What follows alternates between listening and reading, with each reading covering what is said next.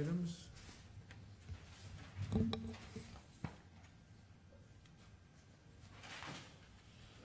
This will be fast. I wrote it, so I'd keep some time. Hi, I'm Jamie Jensen, 588 Forest Avenue, Rye, New York. We've had several successful monthly beach climbing ups since last November, and that's thanks to Russ and his winter staff, Andrew, so thank you. During those times, though, I've gotten useful feedback from families that arrived to volunteer, so I'm here to share some of that feedback. Now, this is the part that the audience might not understand, but you all understand. Generating enough revenue each season to cover the operating costs at Ryetown Park can be a challenge if the weather on too many weekends, especially the holiday weekends, is rainy or cold.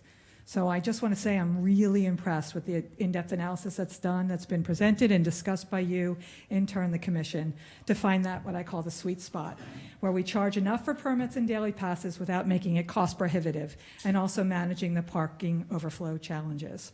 This has been a tremendous effort that Emily Hurd and Russ, park director, among other past commissioners, have worked on for years. So here's my feedback. First, and we're not going to go into this, I will give it the specifics to the staff, but the permit purchasing platform is still a little bit cumbersome. I'm going to leave it at that, and I'll talk behind the scenes about that. The more interesting feedback is from families who decided not to sign up for a new permit after their first year because of the car registration rules. This, I think, it deserves some attention as a matter of policy. When two parents work full-time and have a grandparent or caregiver watching their children, you ask that the caregiver be added to the permit, and families have been willing to pay that extra amount. I'm hoping that's still the case. Nod, right? It is still the case, right? What we have not considered is that these grandparents or caregivers may have cars that are not registered in Rye, Rybrook, Rhinebeck, or Portchester, and yet they are caring for the resident families, and their cars cannot be added as an exception for the permit. If this is something we can fix as you continue to make the online permit process more user-friendly, I encourage you to do it. I think we need to do our best to make buying permits a positive experience for families with complex child care constraints and who do not have a private club as an option. I think Ryetown Park should want to recruit these families. It really is the best deal in town at $277 for a family. The beach continues to be an affordable summer opportunity for Rye City and Ryetown residents. Permits are a guaranteed revenue source for us, especially when we're weather dependent. And so anything we can do to encourage local permit buying for residents across our municipalities is what should be emphasized, and it will help pay the bills. Thank you. Thank you, Jamie. Those are all excellent comments, and we will look into it. Thank you. Debbie, do you know, just a quick question to add on, the permit renewals, have we sent out notices for permit renewals? We or- don't do a paper mailing any longer. Okay. We do lots of social media promotion. Okay, do we do an email to those who currently have permits to Do you know remind them? something? I can't answer that question. I don't know. Okay. 'Cause So that I might think be it's a no-brainer if we don't. Yeah, it would be Right. interesting and something we could definitely Right. look into. Russ, do you happen to know?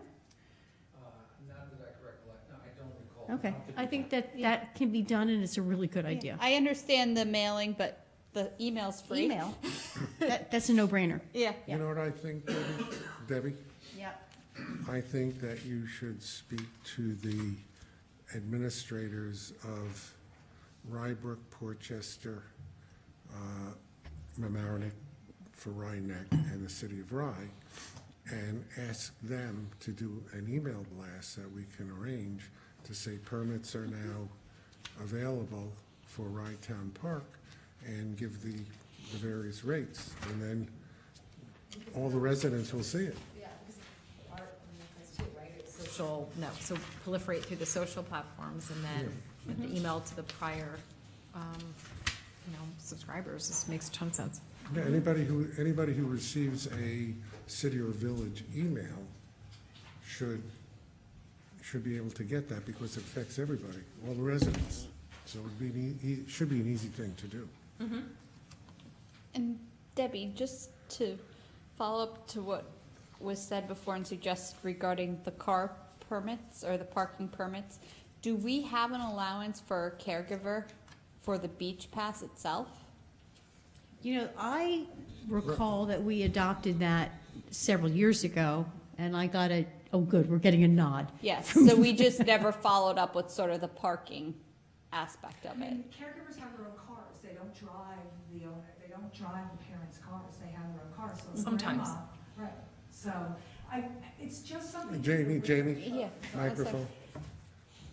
I know how complicated a conversation that would be. I can imagine, and you're all gonna be like the gotcha things and the cheating that will go on. I have absolutely no question that this would be complicated. But I think if we don't have those conversations, we're not doing best by all of our citizens, who really would maybe come and use more often if that was something that you I could think- have. Jamie, personally, I think you're correct. One thing we don't want to do is have 3 cars at the beach at the same time, you know? But I think figure out a way to do the caregivers is something that we could work on. One of the downsides is, and we ran into this, I remember, Josh, we had this argument with one of the residents whose car was registered in Vermont, obviously to save insurance money. But the car's registered in Vermont, and they wanted a resident rate for parking. So that became, if you'll recall, a big brouhaha. So we want to avoid that. We want our residents to get the resident rate. And certainly, if a caregiver is bringing a resident child to the beach, they should be getting a resident rate. I agree. We just have to figure out a way to do it. Yeah. Like I said, obviously the concern is people trying to skate the rules or, Yeah, scam the you know, system. we want to Right. make it easier for our residents to enjoy the beach, not easier for other people to get away with, so And it's, I wouldn't have brought it up if I Yeah. didn't have young families say to me, we're not doing it because my That's- caregiver can't drive to the Drive. beach. no, and that's something valid we need to think about, and Yeah, absolutely. Okay, Jamie, again, thank you. Any other comments on that? Otherwise, we'll move on. First item is a resolution supporting the submission of a congressionally directed spending request to Congressman Bowman to make essential repairs to Rye-Town Park infrastructure. This, by the way, we did not, Senator Gillibrand and Senator Schumer did not require a supporting resolution. Senator Bowman's office, Congressman Bowman's office requested one. And the request is exactly the same as we made for the 2 senators, hopefully, by directing all of our efforts in one direction. We will achieve some success. And I have been in contact with the staff, not of Congressman Bowman yet, but by both Senator Schumer and Senator Gillibrand. And we're requesting this in the name of safety, which is what the staff suggested. The total is $1,247,125, and that's for essentially, I'd say 2.5 repairs. Number 1 is the retaining wall that runs from the main beach house towards the promenade. The other is the coping on top of the seawall under the South Pavilion and the fence above that coping. The fence is dangerous. It is not code compliant, as you can see from the pictures. Debbie, can you show the retaining wall pictures again? Yeah, that's the retaining wall. It's clearly not in good shape, falling down, and is in tremendous need of not just repair, but total replacement. And Gary, that's the wall that's impacting the parking on the other side, correct? That is correct. So those spots are unusable because of the condition of the wall. That is correct. And is this 1.2 million or thereabouts, is it matching funds or? No, this is not matching funds. This Okay. is a grant. It's an earmark. It's an It's earmark, just- yes, yeah. straight, which, yeah, We don't use those terms anymore. Okay, it's an earmark. It's called directed congressional spending. You know, you We're realize that not this going is to all in- being broadcast, right? This is, Should I just make a We're motion? not inviting him to the podium. Yeah, let's have the I'll motion. make a motion to approve it. please call the roll, Debbie.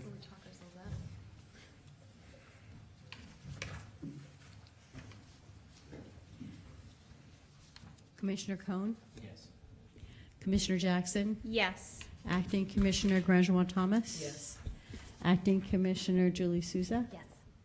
President Zuckerman. Yes, thank you. Setting a date for the annual community conversation, which we do every year. We have 5 possible dates, and I'm already striking the first one out because I cannot make April 29th. The 21st is, there's a Soul Riders event at Wright Town Park, so I don't know if that helps, because you'll potentially already have people there, or if it'll be too many people there, but I just raised that for. What time does it, do you have any idea what the, I don't know, I can look it up though.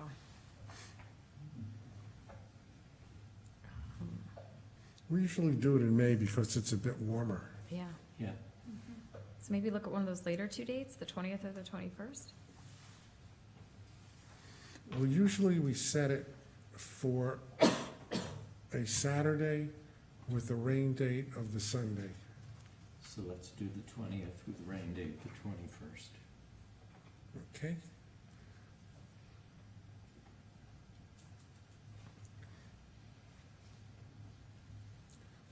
I just want to double check my calendar, make sure.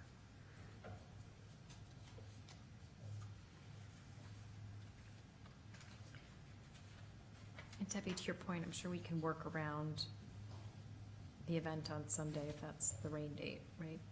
To make it I would think so. complimentary. Russ checked the availability of the pavilions before, when we made this list. So I have to think that whatever, They're not using the pavilions, right? certainly not in the morning. Yeah, okay. Okay, so the 20th with the rain date of the 21st. Okay, good, Got it? thank you. Next is a request from the Village of Portchester for permission for their Special Citizen Summer Program. We do this every year. Technically, I don't believe we need a motion on this. I think this is more of an informative exercise. Is there any objection on the part of the commission to this request? I think it's great. Nope. It's wonderful. Joan, do you? Yeah, certainly nothing from me, but I spoke with Heather Krakowski, Director of Recreation and Planning, and she just wanted to reiterate how important and impactful this program has been for our residents, and so I cannot support this enough. So thank you for your support in this. Thank you. We are all very much in favor of this. This is one of the reasons that our parks exist, is to provide recreation for our residents. And we are honored to help the Village of Portchester. A resolution to authorize the implementation of daily beach and parking fees. Debbie, this was on last month, and Commissioner Thomas was unfamiliar with it, and it has been since revised. You want to just touch base briefly on what we've done to the park fees? These are Yes. the daily park fees. This is not for the permits. Correct. Essentially, what we've done is we went back and took a really good look. I'm trying to find the graphic. Oh, there it is. At the fees, as they were presented last month, and have shifted the fees considerably so that a marginally larger, we're spreading out the revenue that we need to earn in order to break even onto the parking cars, although not all the parking rates, just some, and reducing the amount on the non-resident beach fees. And one of the consequences of that is that residents who have to use cash And they do so by going to the pay stations. They'll buy their beach admission at the pay stations. They'll be paying a lesser rate than they would have with the structure that we presented a month ago. So this is as low as we can make it and yield enough revenue to cover our nut. I don't know if I misheard you, but residents using cash will pay the non-resident rate. That is what I said. Okay, so it's higher, Yes. okay. But it is lower than it was in the last month's proposal. Josh, you had something? I'd just like to point out the 4-hour rate, the new rate we're offering, which I think is really helpful in making this go for people. So residents who pay cash, we don't have any cash tellers, so what you're saying is, or we won't have any cash tellers, we use the machines Correct. We haven't used cash tellers in a while. quite a few years. I Okay. think since 2018. Yes. We stopped having live human beings take cash. They go into the machine. Which is always Yeah, safe. which is much better from a bookkeeping point of view, if you know what I mean. Okay, and there's no way for the machine to differentiate between residents and non-residents? That's correct. Yeah, that's what the problem is. Okay. We tried. Yeah, no, I just, like I said, anything that increases the rates for residents makes me nervous because they do support the park, you know, through their property taxes, obviously, but it's something to keep in mind, and if we can get the technology. We are. We can ask TikTok. Yes, exactly. TikTok, I don't think is going to be here much longer. And I just want to thank also both Debbie and Elon Katzin for working on this, figuring all these permutations and the computations as to what the result would be if you raise one rate $5 and another rate $10 and residents and non-residents, et cetera. They put a great deal of work to come up with this model. And hopefully we won't need to change it for another year or so. That would be great. That would be great. There is two things. We worked very closely with Russell Gold on this as well. So he put, you're seeing the evidence of his work in there. And there is a change, and that is our holiday rates will now apply to the entire holiday weekend as opposed to just one day. All right. And again, thank you, Russ. I know you did. Russ gave an overview to say, whenever the new rates came out, to look and said, well, this might happen and that might happen, and then it was back to the drawing board. So I think we're pretty well set. If there are no further comments, may I have a motion and a second to approve the new parking rates? Motion. Second. Call the roll, please. Commissioner Jackson, Yes. Commissioner Cohn, Yes. Acting Commissioner Grandjean-Thomas. Yes. Acting Commissioner Souza, Yes. President Zuckerman. Yes. Resolution to adopt the 2023 operating and capital budget. Debbie, do you want to do a brief overview? The basic budget has been in our packet for the last couple of months, and it's been reworked several times. And do you want to just touch on the high points? Oh, goodness, yes. I would say when we looked at this season, there were a number of factors that we took into account. Certainly inflation is one of them. We've just come off the 2022 season, which had nearly perfect weather and enormous beach attendance numbers as a result of the fact that Playland did not open its pool or beach all season. So the challenge then is, if we're going to build a budget based on reality, I don't believe that 2022 is reality for us. I think that's the high water mark. So in many respects, when we were trying to gauge expenses, when we were trying to gauge beach admission unit sales, we looked at a 3-year average. And so that informed a number of the expense numbers that we show. A hard reality for us, and this will not be a surprise to any of the commissioners, is that the labor market is tight. And one of the benefits of, there are a lot of, difficulties of passing the budget so late in 2023, except now we have a really good sense of who we're competing against and what they're paying. And so we've set our base minimum wage at that level where we're not soaring above our competitors, we're just meeting them, so that we've got a pretty great place to work, and that's where we're set. So we are presenting a surplus budget. It's not a big surplus. It is small enough that we're not making a huge profit, but hopefully covering our expenses. And of course, I just want to remind everyone of the obvious, which is we're subject to the weather. So a rainy season and all bets are off.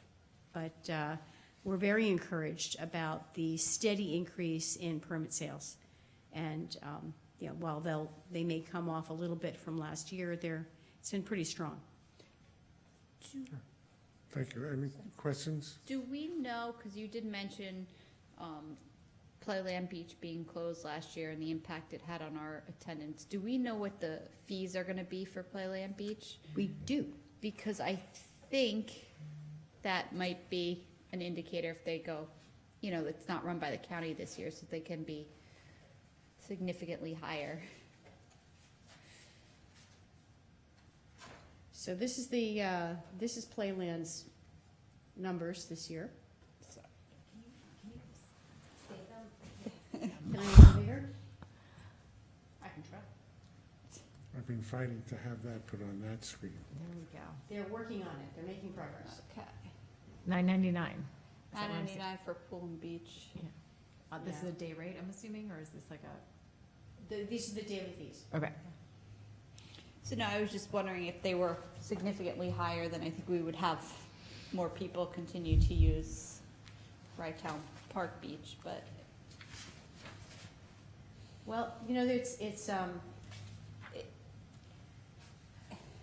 It seems to be $1 more, right? $5.99 for a child and senior. yeah, I mean, it's not, Yeah. equal to equal, right? So we allow children up to the age of 12 in for free, Yep.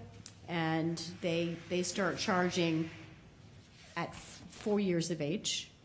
It's important to know that top rate, that top rate is if you are a Westchester County Park Pass holder. Okay. Whatever that costs, I don't know, but, so you get these reduced rates if you already have a Westchester County Park Pass. And who If are you? If you look down below and you see general public, Okay. then you see. Then you see the without- $9.99. right, Anybody, it's $10, Yeah. okay? No, I just, like I said, if we were significantly cheaper, I would then predict an overflow again this year. But I think Right. we're kind of on par, so general public is $9.99, we're about 15. So, Depending upon, right. So if they- you're they- non-resident. We have holiday rates, we have weekend rates. yeah, They've just got one rate. yeah. Do we know their parking rates? I don't know. I was understood that they were $10 a car, but 10 and 15. 10 and 15? 15 on weekends. And it's all day. Yes, sir. Yep.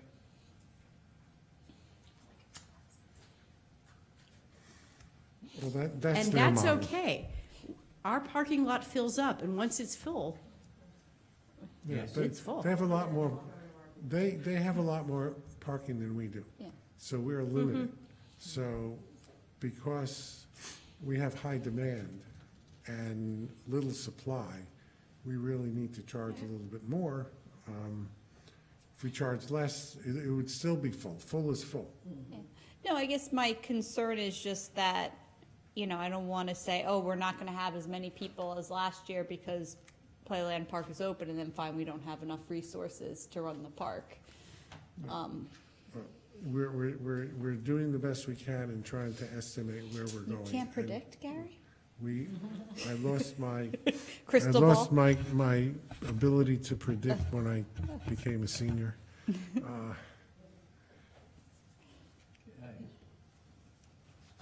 Can we ask other questions? Yeah, sure.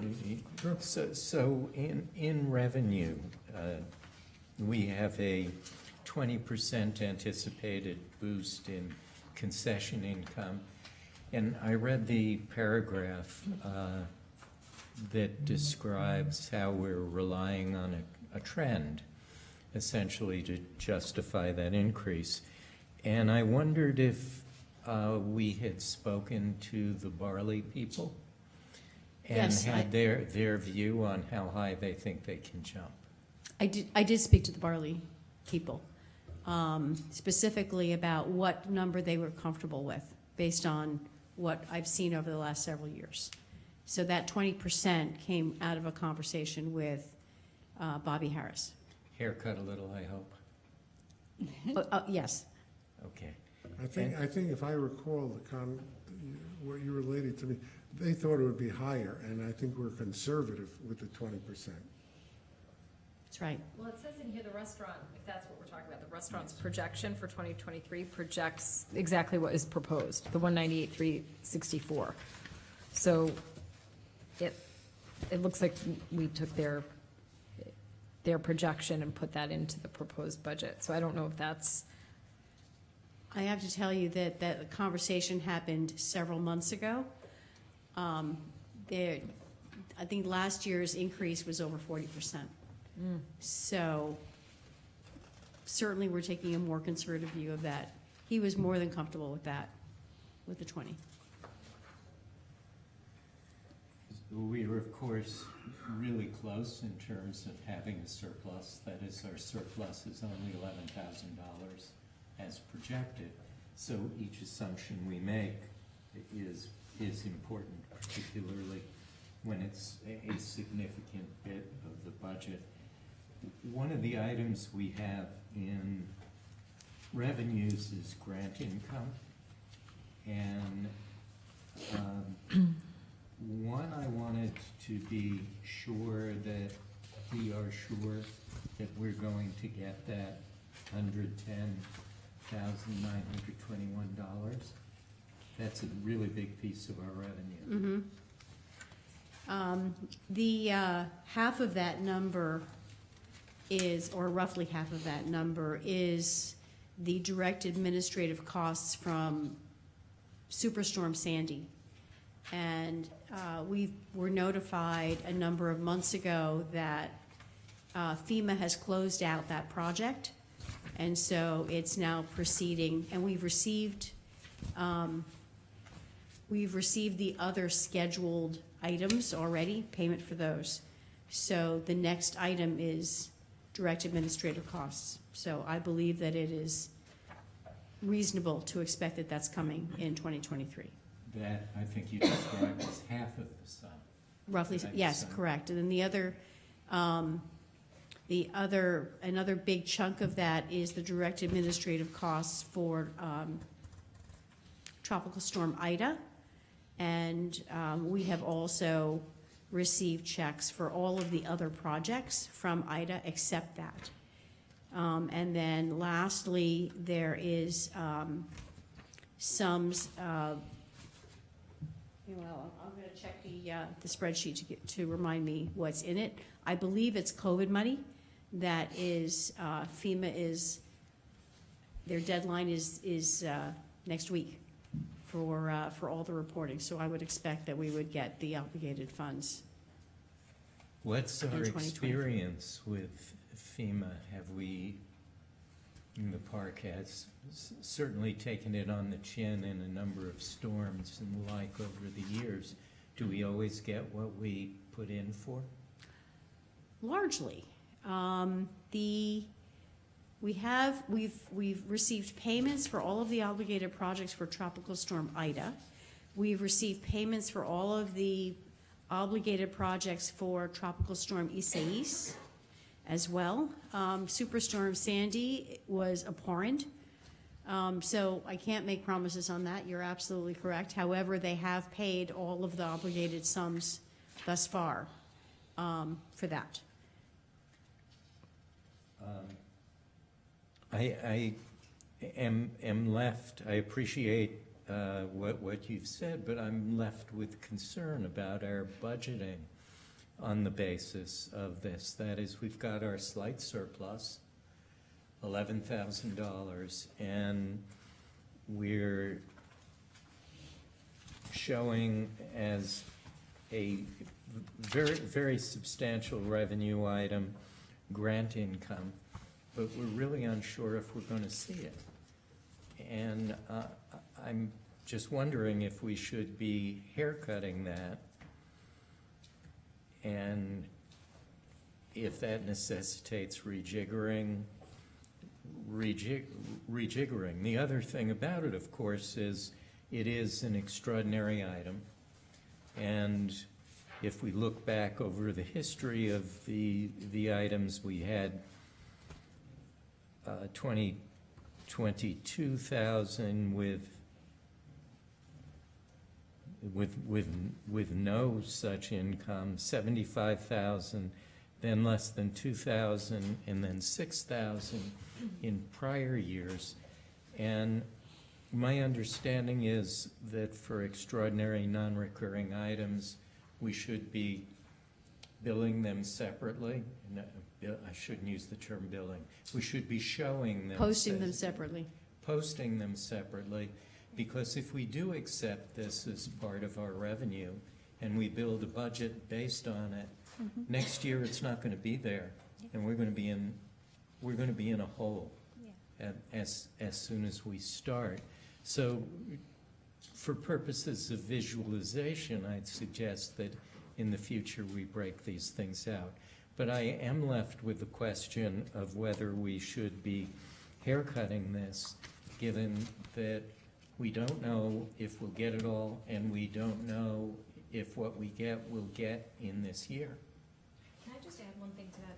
And it's based on what you said before, which is the concession thing, and going back, Debbie, to what you said about 2022 being the high water mark, right? And that's in attendance and all of that, I'm assuming, right? And so That referred to the attendance, certainly the people going to the beach and parking.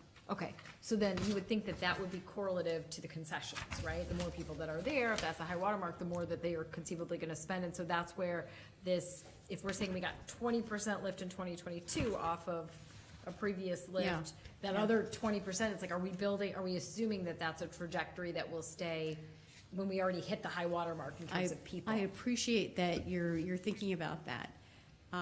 With regard to the Barley Beach House, I'm looking at the building of a young business, right? Last year was one of the first years that they had a completely, they had a season where they were not in construction, where they were not in COVID, where they were beginning to organize public events, and they had a number of those which provided additional gross receipts that the restaurant itself could not entertain, right? So that's what I recognize when I'm looking at that particular revenue And line. they did the beach bar thing too, which, right, that whole Right, area. full year operation, Yeah. which they weren't able to have previous. So Okay. there's all kinds of entrepreneurial functions that I think are driving that revenue. Okay, so we'll just track it to see if it's Yeah. meeting their expectations, but that's helpful, thank you. Let me make a comment about these. It applies both to the grant income and every other item of revenue that's listed here. These are just projections. My view is that the grant income line alone is probably one of the most certain items on this list, as opposed to one of the most, let's say, iffy. Because we don't know what, for example, the rental income from recreation is, although if that's the boats, we do know that. But the, all of the other fees, whether it's parking or whether it's beach admission or permits, all of that is uncertain. And all of this is the best projection that we can make under the circumstances. So the grant income is not any less not any less certain than all of the others. And as I say, it's probably more certain because they've come through for us constantly and have not said, once they obligate it, they've not said, you're not getting it. As I say, we don't know what the others will be. We were just discussing the Barley Beach House and what their projections are. We're actually hoping that this is conservative, that the 198 becomes 215. So, and if we have really bad weather, that 198 might become 175. We don't know.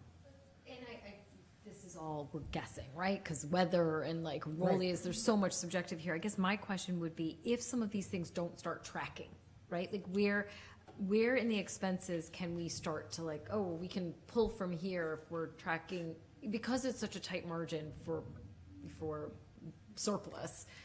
It's hard for me to tell, looking at this, where we would pull back in a meaningful way if Well, they came under $50,000. Our employees, Yeah. I'm sorry to interrupt you. No, Were you please. finished? Okay. Our employees are hourly employees. If they show up and it's sunshiny and it starts to pour at 10 a.m., they go home. So what tracks from that regard is, Okay, so that one Salaries. tracks. It's just if the grant money doesn't show up or if the restaurant just sort of plateaus, then that's where we're dealing with like some squishiness. I have to tell you that unless it's really, that's weather dependent, right? So we don't, if the restaurant isn't doing well, we don't bring in fewer employees because we bring in just enough employees to run the park, to make sure it's safe, to make sure it's clean. Sure. So the restaurant, No, I'm just saying. not if doing they- well. But if over they there. didn't do well, and what I meant by that was more, if they don't hit 98, if they hit like 150, so we're out, $50,000 and we only budgeted for 11,000 surplus, then we're looking at like a $40,000 in the hole. And looking at this, where would we take from in the expense line to sort of even that out? That's my question. Well, I hate to mention this in front of Josh, but the city and the town are obligated to fund any deficit in the park. We haven't had to do that, and we don't expect to. But that's the fallback position, is funding from the city and the town. Well, but that's exactly my point. If we don't want to get to that point where we're dipping into other municipalities' budgets and things Well, like we- that, do we have some, We would have to look yeah. at what could be cut. But the problem is, as Debbie says, if the park is open, we have to have a certain number of employees to run it. Maintenance employees, park attendants, lifeguards, et cetera. Sure. That is required. But that's my point. I don't see much variable in here outside of, though that's highly correlated. If we're open, we're paying the revenue, we're paying the employees, but we're also getting the revenue on top of that. I'm just saying, I think you're coming at it from, you're coming at the same point that I'm making from a slightly different direction. That is, we have a finely tuned budget here, but we've got an awful lot of assumptions that I don't think are necessarily conservative. And I'd sleep better feeling that they were. I think the concern is the $100,000 in grants that haven't been guaranteed to us that are allocated for operating, which makes it a little more difficult. So in essence, if the weather were to be bad and the park were to be closed, we wouldn't have employees Expenses, working. And that's something that kind of balances off, but if we were not to get, even though we're likely or highly likely to get the grants, if we were not to get them, where can we balance to avoid that's the an question. issue? Well, we've got the challenge in daily fees and in permit fees is we want to charge enough to cover our expenses, because we certainly try to do that, and not so much that we are harming our residents and making it impossible for members of the community to come and use the park. And, you know, you almost run the operating model in the same way that you would a non-for-profit organization. If you budget a not-for-profit organization just to break even or lose a little money, you've got a money-losing operation. So Yeah. you budget for the smallest surplus you can. No, That's, And the other so way, the flip side of that would be, we can't, honestly, we've looked at the expenses in this budget, and I don't see where we can really shrink them. If we're selling less, you know, credit card fees will be lower, refuse removal fees will be lower, payroll fees will be lower, but essentially, this is not a luxurious budget. So the answer is you raise revenue by increasing your fees and permits. Yeah, no, makes sense. I don't know how much there is to be done, because you're right, it is that, it is a very tight, so I don't see where you're like, oh, we could just pull this expense line item out and we'll balance it out, we right? could just not have lifeguards. well, And that, then your see, insurance money goes up. well, the thing is, if you don't have lifeguards, you don't have a beach. Beach, because no, the I- No, law no, requires- just I was joking. being She was facetious. joking. No, no, She I'm was saying, joking. you know, if you carry that to its extreme, you're not gonna have a monetary loss. No, nobody's, If- I think that's a joke. I don't think anybody's. No, I mean, if you close the beach, then you're not gonna have a loss. But I think But- that town and the city have to be cognizant of the $100,000 grant. Well, we are. And, you know, I and I thought- know Gary and Debbie do a great job of going after grants, and making sure we get, you know, Well, the when money. you add up the grants that we've gotten, it's a lot of Yes. money. I don't know, I see the source of consternation, I don't know what the resolution would be, you know. Well, we're, Yeah, never mind. I don't know what it is either, other than shrinking the expense side. Right, and it's not very obvious where that comes from. So I guess we are where we are. I do agree with the point that you want to pull the grant money out into different parking lots, so it doesn't make us think that we are always gonna have that here, but just for, Yeah, but the Transparency grant money the grant money still will be there. If we get the grant money, it doesn't matter which no, column you put it right, in. right, I'm just saying, just for You're like a gonna get it. P&L in terms of like, we can rinse and repeat, Yeah. like, I do think it needs to probably be separate, just for transparency purposes, so people don't I get. think, I Do- did speak to that in the narrative. Yeah, yeah, Because of course I yeah. had, I met with Greg and Joe last week and heard their comments, and I've taken them to heart. And I want to say thank you for that, because I think Of that course. there's good collaboration there, and so I think that's excellent. Oh, yeah, Well, and today. I think we just need to Agreed. keep our eye on it, I was right? just If gonna it say, starts Julie, to come in and it's not looking the way it is, we probably need to get back together and I figure out was what to gonna do. just raise that Debbie just raised, that she's been meeting with Greg and Joe, and we're trying to iron out the processes that the town, the commission, the city all have to make the budgeting process easier, so that everybody knows what's expected, and that we can put all the things in the correct columns, which goes to what you were just saying. I agree. If that's not in the correct column, we could change that for next year's budget for grant income. But it's still money that will be coming in, that will be offsetting expenses.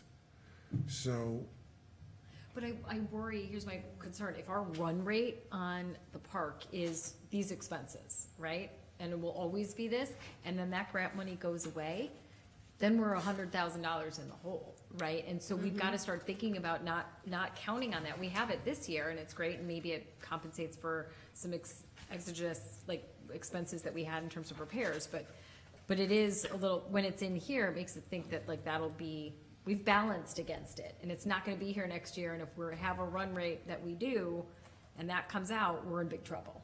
That's my point on it. Yeah, right? but- I agree, it's real money that's gonna offset this year, but it might not be here. Next Don't count on year's- it next year. next year's budget will have to be looked at. And let's say we don't have that line, then we're going to have to adjust the budget in one of two ways. Increase income in some way, Yep. whether it's by increasing the permit fees or the daily fees, or the concession fees, or raise the rates on the facility rentals, or things like that. That's one thing. Or the other side is obviously decrease expenses in some way. One thing to think about, not for this year, but next year, if I'm correct in looking at the credit card processing fees in here, this is when people use a credit card or whatever, then we pay the 3%, whatever it is. Maybe you flip it back. You know, because that happens a lot. I'm seeing It's a a- lot more of that where the purchaser, if you're using a credit card, bears the credit card fee as well. Yeah, And that yeah. takes 50 to 7,000 or whatever it was off of your books. Julie, it's a fabulous suggestion. 47. Last year, we actually budgeted without the credit card fees, thinking that we could do that. The challenge that we face is the controller's regulations for how you advise your park goers that they are now absorbing the fees, and we couldn't figure out a way to do it this year. But if we have But any it's time, we can think about it, right? absolutely true. Another topic for revenue is the idea of advertising. You know, that's something that I am going to ask Jeff Binder to work with us in looking into. Is it legal for us to advertise in the park? Is it tasteful for us to advertise in the park? How can we do it?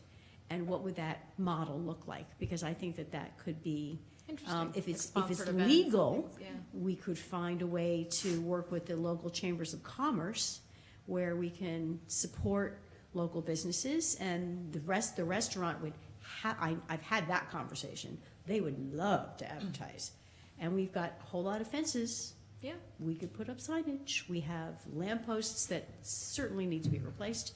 We could hang banners. Cover up the wall with advertising, then we don't have to replace it. We can just shore it Forget up the with. crumbling, That's just it. the Hold lack them of- up. Let's get a blend. All right, so Chinese balloon. I think we know we got some things we can look at for next year, Yes. and we understand that this 110 might not be here this year even, but certainly not in years past. We've got to your point, Gary, raise the revenue line or bring down the expense line. More questions. Sorry. So let's switch to the other side of the balance sheet. Let's look at some expenses for a moment. The event coordinator is gone. What did the event coordinator do, and how are we going to do without an event coordinator? Shall I answer that one? Please. Who needs an I event hi- I coordinator hired when you her. have Russ Golf? We hired her. So she is now the newly appointed office assistant, automated systems in my office. So that's what happened to her. When she was working at the park, she was handling all of the rental reservations and coordinating that with the staff.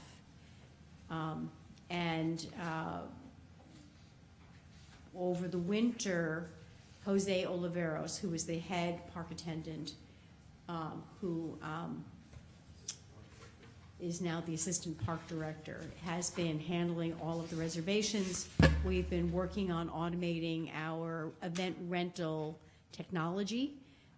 So we now have what we call a self-booking, and the self-booking tool, so that it is requiring, hopefully, fewer hours, few person hours, fewer telephone calls. We can have, people are now reserving, making their reservations online, so that Jose is getting almost fully completed contracts. So we're automating it. Also, Jose's I understand, is going to be working with Russ to identify another young person within the park attendant staff who return year after year after year, who might move a little further up and take on some of those tasks. Thank you for that. And equipment cost is up 91%. Is that primarily the new radios? The equipment cost is up 81%. 81? I thought 91.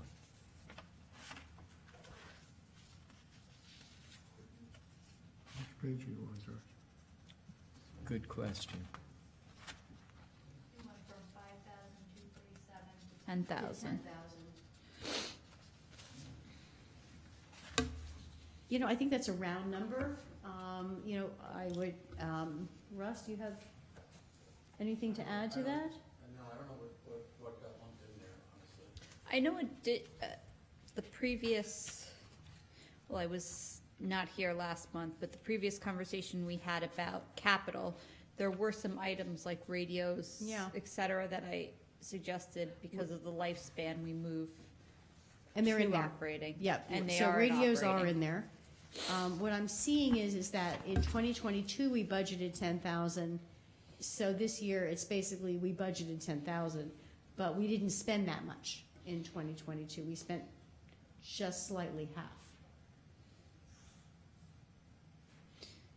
Looking here, the 2021 actuals were $2,000. 2020 was 8,000, close to 9,000. Excuse me, Lindsay? Sorry. No, what Debbie said is correct. The budget line last year for equipment was 10,000. And the budget line this year for equipment is 10,000. But last year, the actual was only 5247. So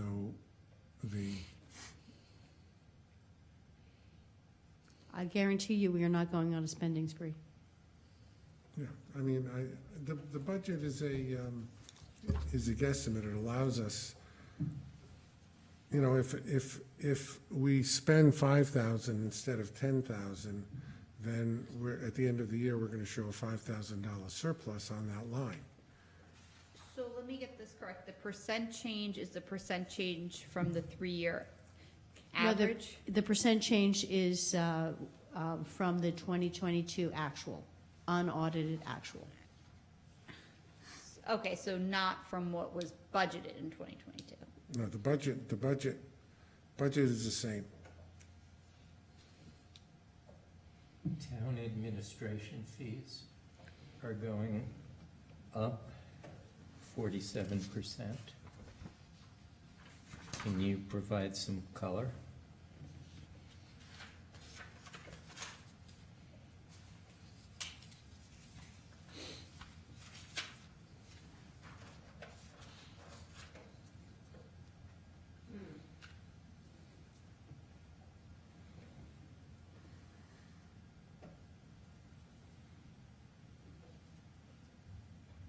Which line, are we on the same page?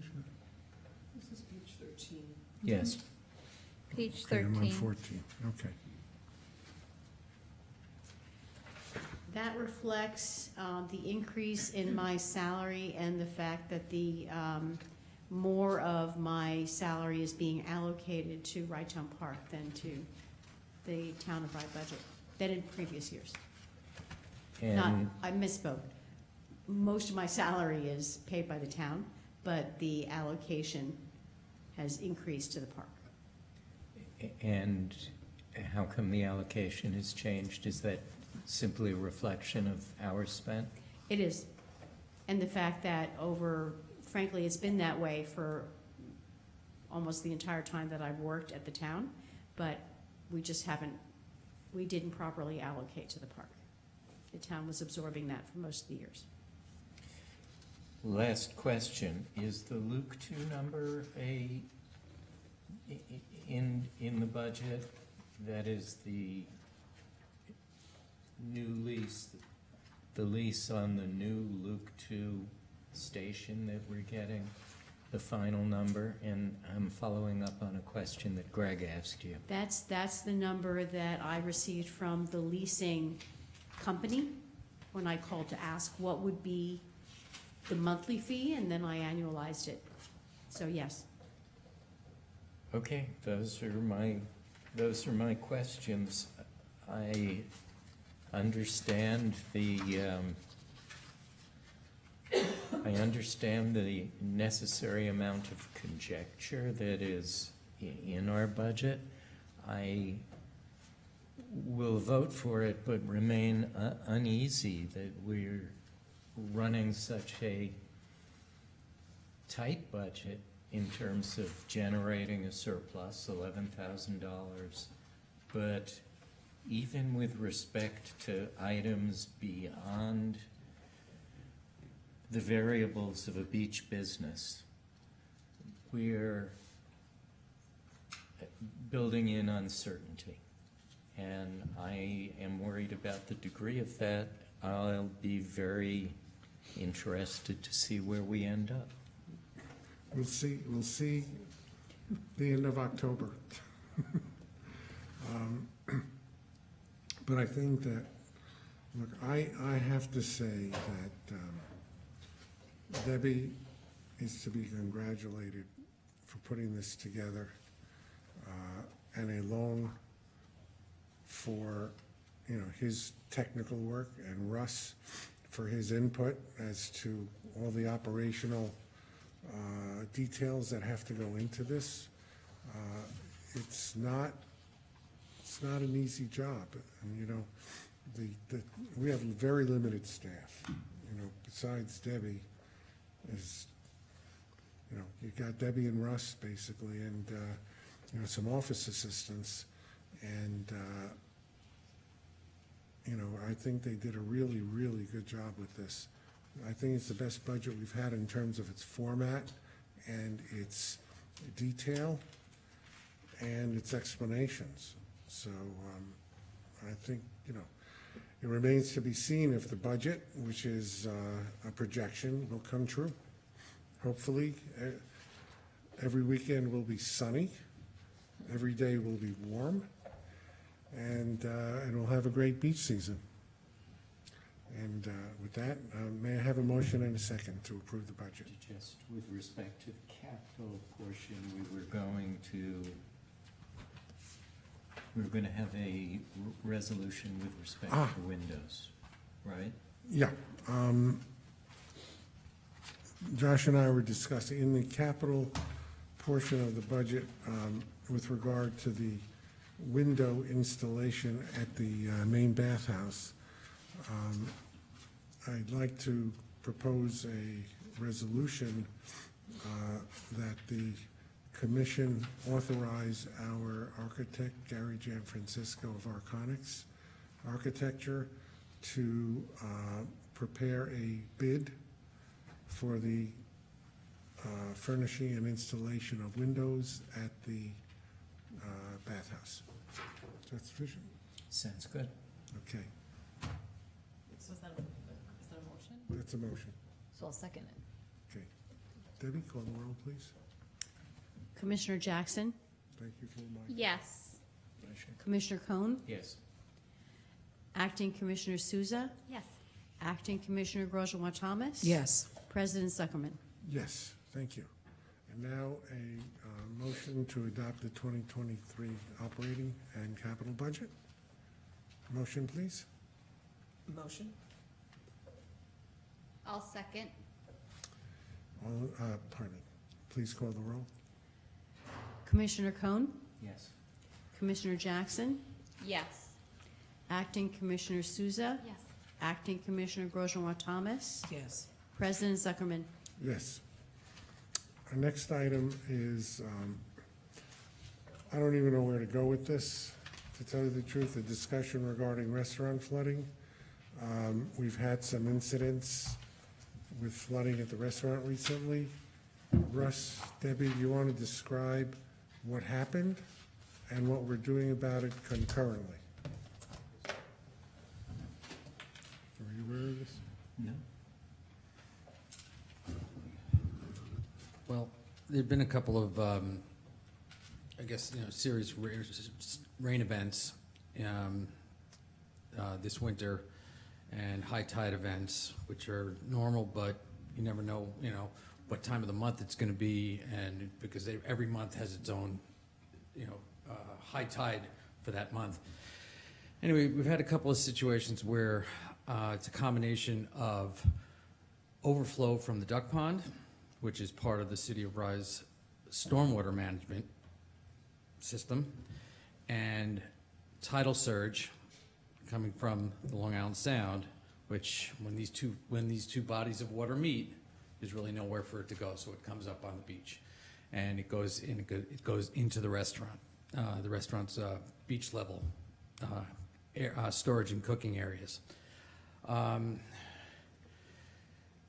We've had many, many discussions with engineers, with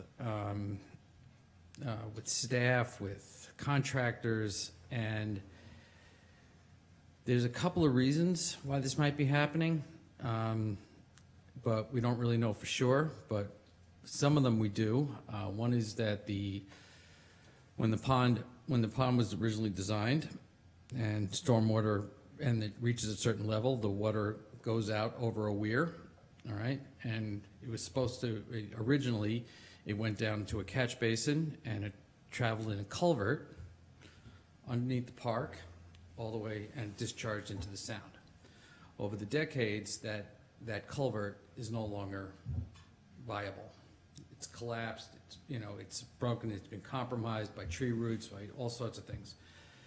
So what happens now is that when the water spills out from the pond over the weir and under the old stone bridge, it now has created an overland stream, which goes to a catch basin.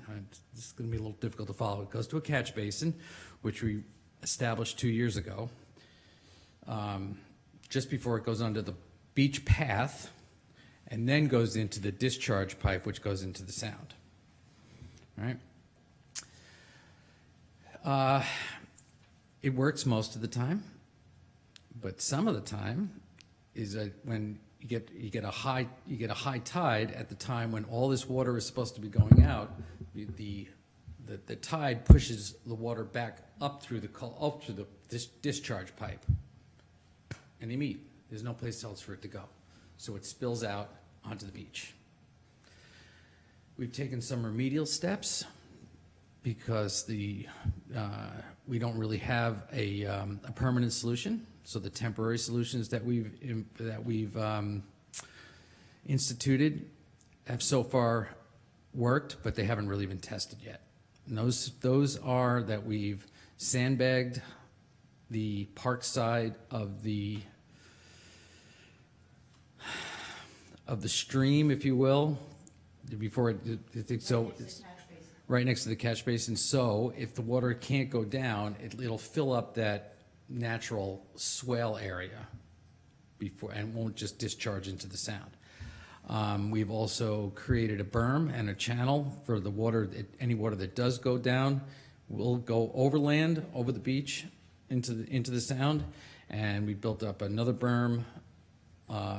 If you're looking at the water to the right of the culvert, so that it doesn't spill out over that way. But again, there have been so many times also that the water comes up because it's driven by wind and tides. It hits the Dearborn seawall, and it comes in and swirls in over that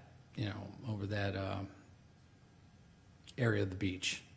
So it's come in a bunch of different ways, but unfortunately, the restaurant has been impacted on more than a couple of occasions. And since we don't have full-time staff over the winter, every once in a while, that channel over the beach gets eroded or filled in somehow or other. It's difficult to maintain over the winter, is what I'm saying. Mayor Cohen? Yeah, we're thinking, of course, about beach level tunnel bathroom. Yes. And one of the aspects of that we've talked about is the need to have it flood-proofed.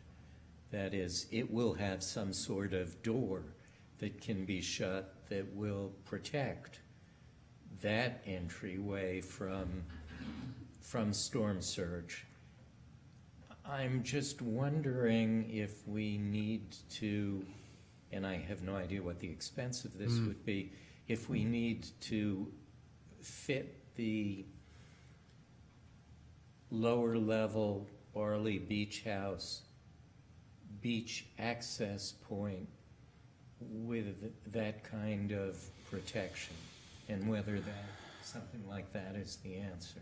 I think I understand what you're saying, and when we're talking about that new bathroom, which will be up at the far end of the tunnel, basically under the tower building, the water rarely gets up that high, okay? Because that's a long way. It's probably it's at least 75 yards from the tunnel entrance to where the old dilapidated staircase is in the men's tunnel. All right, so the water doesn't really get up that high. But now in the Barley Beach House, right, they only have one door that's at beach level, and that is sandbagged. So the water's not really coming in there. It's coming in from underneath. They have a French drain system. There's, when the water, Pumps. and they have pumps and this and that and stuff. But, it's not just pouring under the door. I can say that from firsthand experience because I've been there when it's happened. It'll be 6 inches deep or 4 inches deep in the basement and stuff, and none of it's coming up from under the door. It's coming up. Russ, it would seem to me that the solution lies further away than the Barley Beach House itself. The solution, whatever it is, lies closer to where the pond is. Certainly, we can't do anything about the tide coming in, but whatever solution, whatever problem, occurs on the pond side is something that needs to be looked at, one way or the other. And I would suggest that it's a combination of all those factors, and just mitigating one is not going to solve the entire problem. What we're hoping to do, and we have a project that's been proposed to the Department of Homeland Security for hazard mitigation, is to do a full park study of the water, a hydrological study of where is the water coming from, how much of it, and where is it flowing, so that we can devise some understanding of how to manage what is clearly more water than the park's infrastructure was ever designed to handle. I think And that we're still waiting for that. We're also talking with Westchester County because there are county funds. I'm sorry, the panel fell down. Not even near me. Sorry. Apologize for that. There are county, funny the timing of that. So there are county funds for flood mitigation that we are beginning to explore as well. There's the Band-Aid response, and then there's the larger systemic. How do we really fix this problem response? I mean, before we fix it, we have to understand what the cause is, and that has to be done with a study, hopefully funded by others. Yeah, we used to think that if we just, and I say this that we replace that pipe, from the weir in the pond, to connect to be reestablished and connect to the discharge pipe that goes under the sand and directly into the sound, that would resolve it. But now I don't think so, because again, when the tidal surge, if everything combines exactly at the right time, and the water from the sound is surging up the pipe, and this water is trying to come down, it's two opposing forces. Where does it go? Yeah, understood. Yeah. It's the story of Blind Brook. Yeah. Same thing. Yeah. When the sound is pushing up Blind Brook, and the water's coming down off of Beaver Dam, what happens? It has to go somewhere. And in our experience here, I've lived here for floods, a right? long time, dude. Sorry. What That's happens when is Indian Purchase Village Street, floods. or Theodore Friend, yeah, the village, right? Water's a problem, Yes. at least when it's flooding. Okay. Okay. Yeah, we'll look, certainly, we have it on the radar. Okay, unless there are questions about the management, Russ, do you want to add anything to the management report? No. I just want to say, I noticed, you mentioned the poetry pathway. Every time I go to the park, I see new poems that I didn't notice before. Not that they weren't there, but I didn't notice them. I think that this idea is a wonderful idea. Whoever had this idea was terrific. Most of the credit goes to Amy Vijayanagar, who spearheaded it, Amy, right? And she took this on as a big fan of poetry. As I said, we're coming up with to National Poetry Month next month. There's going to be a couple of events in the park. But she's the one that, She's a dynamo, and she went to It's the really- Westchester Council of the Arts, and she got grant money, and she wrangled all these poets, and she got us a poet in residence who is the English professor at Rye Country Day. He's since moved on, I think, to Purchase, Ian Pollock, and it's been really good. I know, because I know that when I go to the park, I'm walking along, and all of a sudden I see a poem. I say, where did this come from? And it's really, really lovely. No, no. Okay, You never saw that. all right. Right. Are we ready to adjourn? You're asking me? All in favor? Aye.